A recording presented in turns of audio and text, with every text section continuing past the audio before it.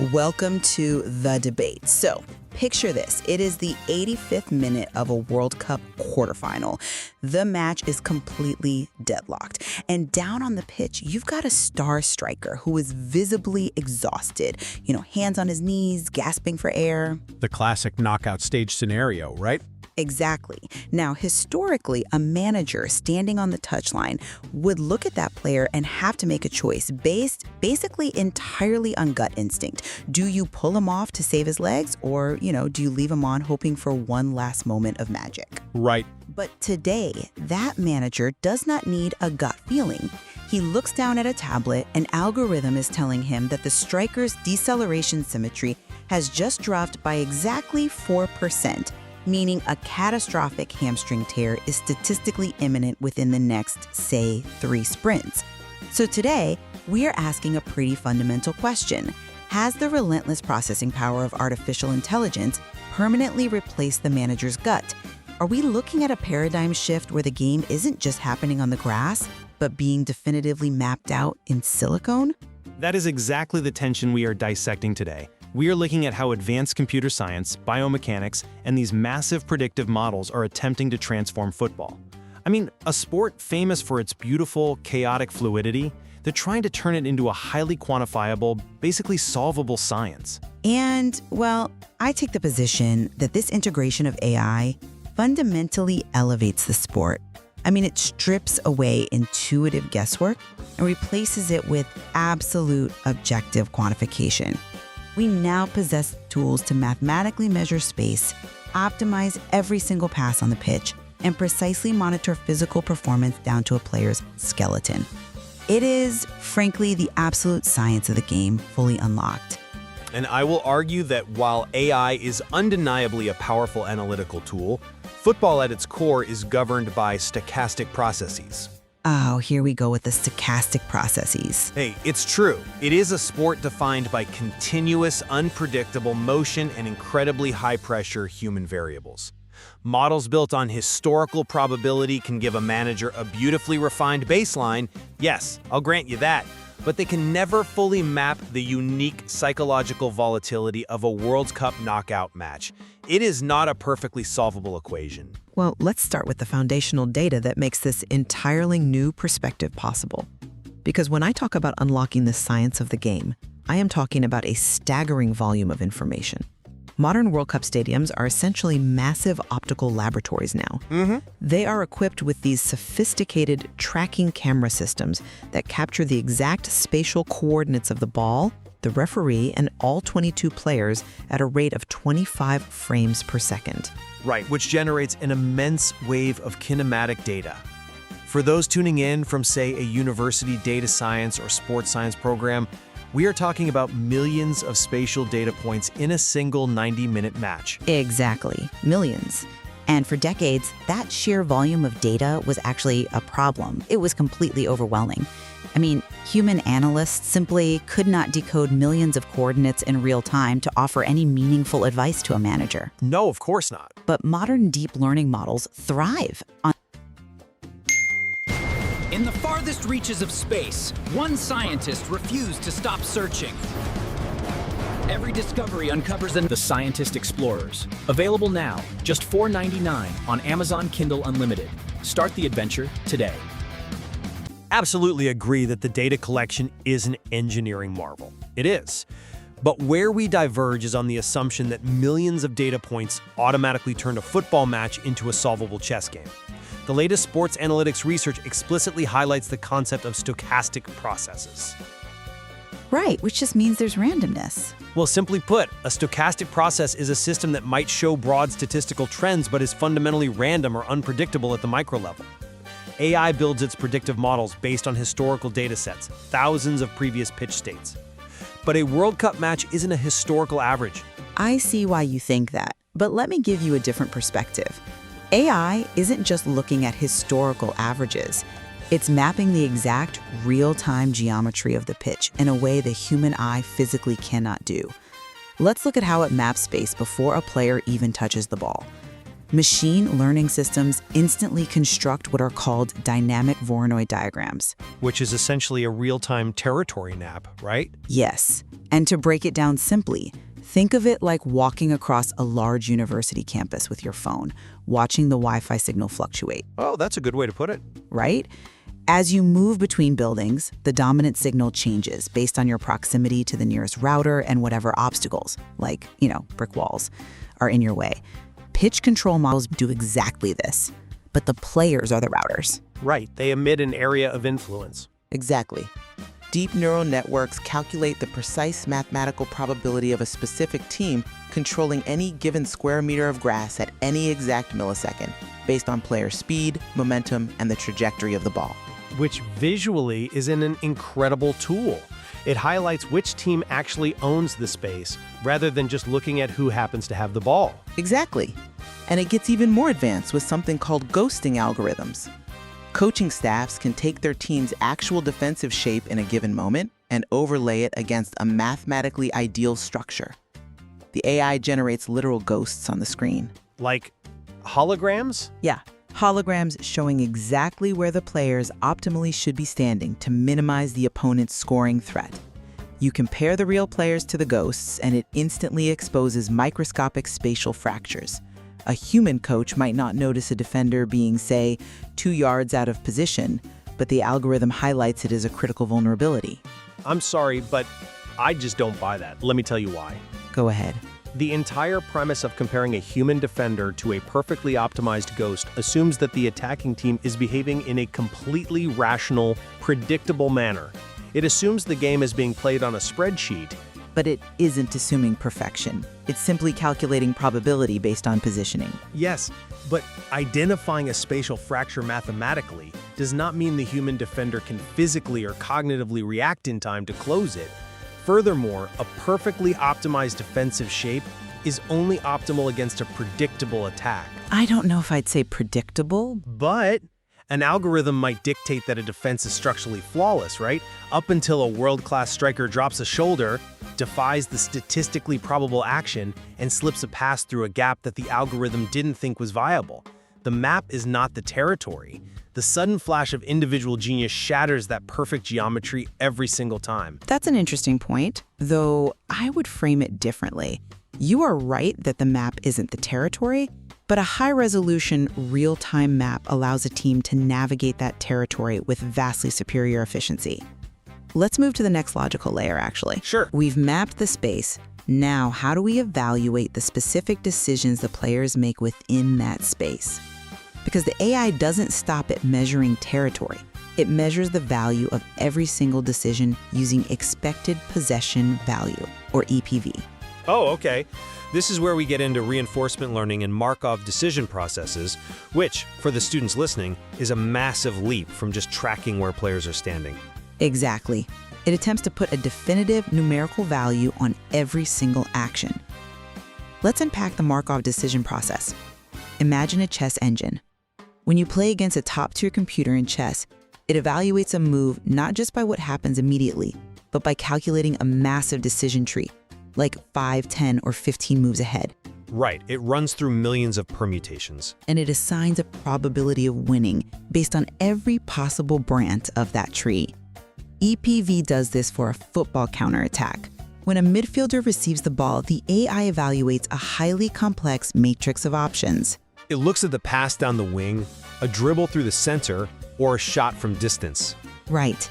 Empowered by reinforcement learning, it calculates the exact probabilistic value of each action, eventually resulting in a goal. The way it works under the hood is fascinating. The neural network trains on millions of past sequences. It rewards the simulated models for actions that historically led to goals and heavily penalizes them for actions that resulted in losing possession.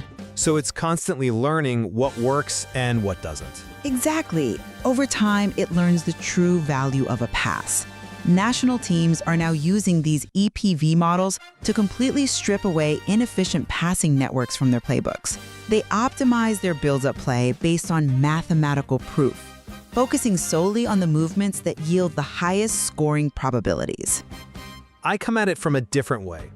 Expected possession value is mathematically elegant, I'll give you that. But we have to talk about how reinforcement learning actually generates those values. To build that decision tree, the model relies on historical bias. Empirical evidence, you mean? No, I mean bias. It has to evaluate thousands of similar situations from past matches to predict a future outcome. But chess is played on a static board with absolute rules. Football is incredibly fluid. And more importantly, a World Cup knockout match introduces variables that history simply cannot quantify. What kind of variables? A pass from the midfield has a geometric probability, regardless of what stage of the tournament it is. It's just math. Is it? What about the psychological weight of playing for your country's survival in front of a billion people? What about the fact that the center back you are trying to pass around just received a yellow card and is now playing tentatively? Well, These are emergent human variables. And there is a deeper tactical risk here, honestly. When you use EPV to strip away all those inefficient passes, you risk making a team dangerously rigid. I wouldn't call it rigid, I would call it ruthlessly optimized. But efficiency in a data set often translates to predictability on the pitch. Think about the historic Dutch total football teams of the 1970s. Their entire philosophy was built on fluid unpredictability. Players swapped positions in ways that made no traditional sense. True, but If you program a modern team to only execute the most mathematically probable, highest value actions, you are essentially providing the opposing team's defensive algorithms with a highly predictable pattern to analyze and defend against. Sometimes the most valuable action in football is the mathematically inefficient one, precisely because the defense and their own algorithms isn't expecting it. I'm not convinced by that line of reasoning because it creates a false dichotomy between mathematical efficiency and human creativity. The goal of EPV isn't to turn players into robots who only make safe passes. The advanced models explicitly show that the algorithm doesn't replace the sudden flash of individual genius. It is designed to refine the tactical framework so that the genius occurs in the most dangerous possible areas of the pitch. So you just use the algorithm to get the ball to the playmaker? Exactly. You use the Markov models to guarantee the ball reaches your most creative, unpredictable player in the highest value zone. You optimize the system around them so they don't have to waste energy dropping deep into their own half just to get a touch. And actually, that perfectly transitions us to the third major pillar of this revolution. Let's hear it. If you want a team to execute these highly complex, optimized tactics over a grueling, month-long tournament, you have to optimize the physical machinery of the players themselves. We have to talk about biometrics and player welfare. Okay, this is where the tracking cameras cross over from tactical analysis into physiological tracking, right? Yes, and the mechanics of it are brilliant. We are no longer just relying on GPS vests strapped to a player's chest under their shirt. The same computer vision algorithms that track the spatial geometry are actively tracking the skeletal structures of the players. Wait, let's break down how that actually works, because it sounds like science fiction. The cameras aren't X-raying the players. No, they aren't. They take the standard 2D broadcast feed and run it through neural networks that have been trained on millions of reference images of the human body. The AI learns to look at a pixel blob of a player running and infer exactly where the hip, knee, and ankle joints are. It essentially builds a 3D digital stick figure of every player in real time. Even if they're blocked from view? Yes, even if a leg or an arm is momentarily obscured by another player. Because it calculates where the joint must be based on the angle of the visible torso and shoulders. That's wild. Precisely. And by doing this, we get deep analytical monitoring of physical degradation. The AI processes this 3D skeletal data to analyze a player's posture, their acceleration profiles, and a critical metric called deceleration symmetry. Which is how evenly a player is absorbing force when they slow down from a sprint. Right. If a player is subtly favoring their left leg when they brake, the algorithm detects that micro change in their stride length. We are talking about variations so incredibly small that a human coach could never spot them from 70 yards away on the touchline. Right, there's just no way. But the predictive model sees it, and it forecasts the likelihood of muscular fatigue or soft tissue injury before the muscle actually tears. This means substitution strategies and daily training loads are no longer based on a manager asking a player, "Hey, how do your legs feel?" They are rigorous, data-driven interventions designed to maintain absolute peak human performance. That's a compelling argument, but have you considered the intellectual danger of reducing a human athlete to a biometric algorithm? Danger? How is preventing an injury dangerous? I completely acknowledge the immense value of this technology. Predicting injuries and managing physical load is undeniably a massive advancement in sports science, but we have to look at the context of the sport. If a manager makes substitutions purely based on a tablet displaying a drop in deceleration symmetry, they risk ignoring the emotional momentum that defines the greatest moments in World Cup history. But emotional momentum doesn't repair a tearing hamstring. The biometric data provides an objective, necessary reality check against the manager's hopeful intuition or the player's own stubborn adrenaline. But physiological degradation isn't the only reality on a pitch. Think of the defining matches we've all watched. How many times have we seen a player who is completely exhausted, running on empty, absolutely define their physical metrics simply because of the sheer human spirit required to win a World Cup final? I mean, sure, we've seen it, but The models treat the human body as a machine that operates linearly. But if you strictly adhere to an objective algorithm like, if you pull your star player in the 80th minute because the skeletal tracking says his injury risk just spiked by 5%, you are assuming he can't access deeper, unquantifiable reserves of willpower. willpower is a very romantic concept, but it doesn't change the tensile strength of a muscle fiber. It absolutely changes how an athlete performs under pressure. If you manage a team strictly by the silicon's reading of their physiology, you might save a muscle, sure, but you might lose the intangible magic that actually wins the tournament. You strip the emotion out of the decision. I completely disagree. You don't strip the emotion, you protect the asset. That magic you're talking about is a dangerous illusion if the player's body physically fails a moment later, allowing the opponent to exploit a massive spatial fracture. What we are witnessing is the World Cup pitch becoming a digitized, highly controlled laboratory. The integration of AI covers every conceivable variable. You have dynamic Voronoi diagrams mapping the spatial geometry. You have expected possession value and reinforcement learning optimizing the complex decision trees. And you have computer vision inferring 3D skeletal data to preserve the player's physical limits. This fundamentally elevates the sport.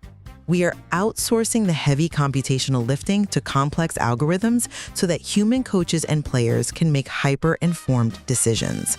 It pushes the boundaries of strategic complexity to a level that simple, intuitive guesswork could never, ever reach. And while I concede that AI processes immense spatial and biometric data to refine the tactical baseline of the game, I firmly maintain that football will never be a fully solvable equation. The underlying stochastic nature of the sport ensures it. The unpredictable bounces of the ball, the immense psychological pressure of the global stage, and those sudden, undefinable flashes of individual genius all defy mathematical probability. Football remains, fundamentally, an art.